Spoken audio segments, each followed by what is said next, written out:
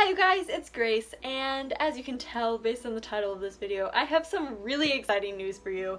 That title was not clickbait.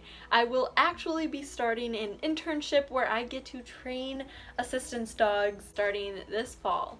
So I thought I'd make a video and share this with anybody who's interested. The program I'm going to be a part of is called ADEPT. It stands for Assistance Dog Education Program and Training, and it is run through Paw Pads, which is Positive Perspective Assistance Dogs. So Paw Pads trains assistance dogs, and it's a dual program where they train both physical assistance dogs and diabetic alert dogs. I respect a lot of things about this program. First and foremost, they use positive reinforcement as the method of training. The dogs want to do what they're doing. They're not being forced to do anything, and if for some reason one of the dogs that they originally wanted to be a service dog, just that isn't working out for them, maybe the dog doesn't enjoy their task, they of course don't want to force that dog to do that for the rest of their life. So if a dog isn't working out for being an assistance dog for someone, they find another career path for that dog. For example, they had a dog that just wasn't cutting it as a service dog, the dog just wasn't enjoying it, wasn't doing well in the training, so they switched that dog over into the counseling department at one of the high schools. So they're partnered up with a lot of different resources so the dog can still be doing good, even though they might not be perfect for the job that they were initially intended to do. I came across this program when I first toured my university. It was just brought up briefly. They talked about this service dog training program that they had, and they said, yeah, all these people live in this house called the dog house. There's like 4 service dogs who live in this house and they train them. And I was like, what? That sounds awesome. But this person didn't really know a whole lot about the program, and then I decided I was gonna go to my university that I chose, and then I joined a couple clubs on campus. I joined CARE Club, which is Companion Animal Respect and Education Club, and Pre-Vet Club. Both of those clubs had a couple people from ADEPT and a couple of the dogs in the program come in, and they talked about the program, talked about how they do stuff, and I was completely enthralled. I was like, this sounds amazing. I want to be a part of this program. And this was right away, freshman year, that I heard about this program. And then I heard that applications were coming out, so I was like, okay, I gotta apply. So I turned in my application, my cover letter, my resume. I have quite a bit of experience with dogs. I've worked at a doggy daycare, I've volunteered at the Humane Society, I've fostered dogs, I do training with my own dog and help out with other people's dogs.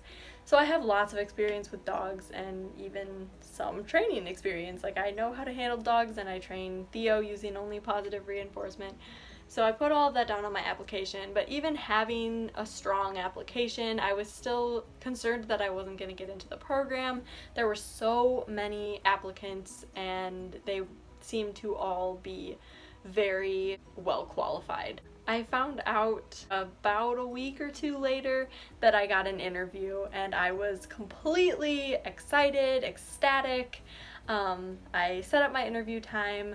I was very nervous, but I was excited to at least haven't gotten that far. At first, I was like, okay, well, I might not get in, but at least I got an interview. I went to my interview, I was talking to the ladies who are in charge of running ADEPT at the university, and I basically just had a blast talking to them. Like, yes, of course I was nervous, but they really put me at ease, and just talking to them made me realize just how passionate I really was about being a part of this program. And I knew even if I didn't get in, I would just keep applying. So I asked them at the end, was there anything you were concerned about with my application? Anything that kind of makes you think I might not make it in? And they said, well, as of now, the only thing we're worried about is that this is a very competitive field of applicants. We don't know how many people we're going to take in. It all depends on how much housing we can provide for the dogs, because they need enough people who can house the dogs overnights and whatever, so they can take in more people. They said, your application's very strong. I think you would do a great job in this program. You seem very qualified. We just don't know how many people we can take in, so we'll stay in touch." So I was like, oh my gosh, like they didn't seem to have any problems with me or my application, but I was still really worried. And then a couple weeks went by, the school year was almost to the end, and I got an email from them saying that I had been accepted into the internship. And that was one of the happiest days of the entire school year. I had a great first year in college, but this was just something that I had been working toward for sure this whole year, knowing that the program existed, but even before that, being interested in service dogs and interested in dog training. So I was so happy to be accepted into this awesome program. Well, people asked what I'll be doing through this program. So I will be assigned a dog, along with 1 or 2 other people in the program. I think there's 15 that are a part of the ADEPT program. And then there's the coordinators that are there to coach us and give us suggestions on behaviors and help us on the path to training the dog that we're assigned. So it's 1 dog per 2 or 3 people, and then they switch off. So I don't have the dog 24/7. We'll swap off, so maybe I'll have the dog 3 days a week, during the afternoons one day, and the mornings another day, and evenings another day. So they want this dog to be used to being handled by a variety of different people, but not too many people, because that can throw off the routine and all that. So that's why they pair it up with that number of people. I can take the dog to class with me, and they're allowed public access anywhere except the dorm and certain government buildings. So they have the same public access as any other like official fully trained service dog has, except they're not allowed in the dorms. Taking them to class with me, they have to sit, be quiet, and since they are still in training, I'll probably have a couple embarrassing moments, but that's just part of the program. We're supposed to go on 2 public access trips each week with one of the handlers, so the dog has to go on 2. So if I go to Target, I can take the dog with me. If I go to the grocery store, whatever. They're not allowed in kitchens in restaurants, but they are allowed in restaurants. And a lot of times they'll just seat you farther away from the kitchen because, you know, just cleanliness issues with having a dog in the kitchen. It's kind of our job to make sure the dog is prepared for when we do place it with its new handler, who will hopefully benefit very strongly from having this assistance dog. I don't actually know what dog I'm going to be getting. I've met quite a few of the service dogs in training who've been with the program. They're fantastic dogs, and some of them are nearing the end of their training. We just got a whole new batch of little puppies who will be just beginning their training. It'll really be an amazing experience. I find out in August during the training camp that we have. I think it's 3 days and it's late August, so I'll find out what dog I'm paired up with, start learning how to train service dogs, and learn even more information about the industry, about the people who need the service dogs, learn more about service dog rights, all of this stuff. It's going to be an amazing learning experience, and I'm so excited and grateful to have this opportunity. I have lots of future videos in mind, so I have an idea. I have to talk to the coordinators for sure to see what I'm allowed to post.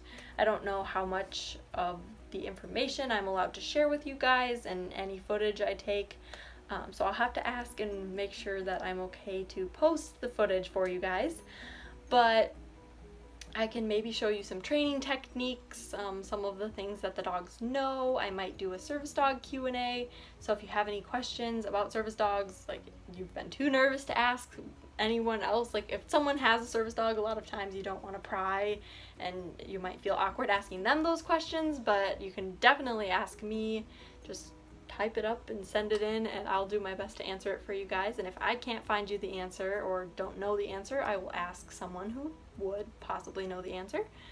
And then I also thought I'd make a video comparing emotional support animals, therapy dogs, and service dogs. I now have experience with all 3 of those types of dogs, and there's a lot of controversy over fake service dogs and emotional support dogs being granted the same rights that service dogs are. There's just a lot of back and forth with this kind of stuff, so I thought it would be great for me to kind of share that information. My goal for being a part of this program is, one, learning a lot myself, but also I want to spread awareness and information about service dogs and about everything that goes into the training of them, because service dogs require a lot of training. The dogs in this program are usually in the program for about 2 years before they're placed with their handler that needs them, and then they spend the rest of their working life with. Because there are people now who just slap a service dog vest on their dog, and since there's no registration required,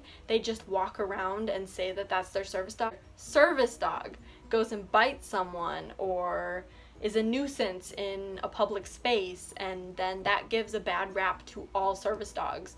So that's a big problem that we're being faced with right now. There's a lot to talk about, and I could ramble on about service dogs and service dog rights and fake service dogs and all this stuff for hours, but I'm not going to. There will be a time and a place for that. I'm sure I will be making a video like that sometime in the near future. So anyway, I just wanted to share this really exciting news with you. If you have any questions, please ask them. I would love to make a Q&A for you guys and answer any questions you have. Like, they can be completely random questions. I don't care if you think they're a stupid question. I will look at them, I will answer the questions, and there's no such thing as a stupid question. Also, I'm an open book, and I will not get offended by questions. I am here to spread knowledge. Totally just reach out to me. If you don't want to post it and you just want to send me a private message, feel free to do that too. I am here to share my thoughts and knowledge with you guys. So anyway, that is it for today's video. Please like this video if you enjoyed it, comment below any questions you have like I mentioned, and subscribe to my channel so you never miss another video. I'll see you next time. Bye!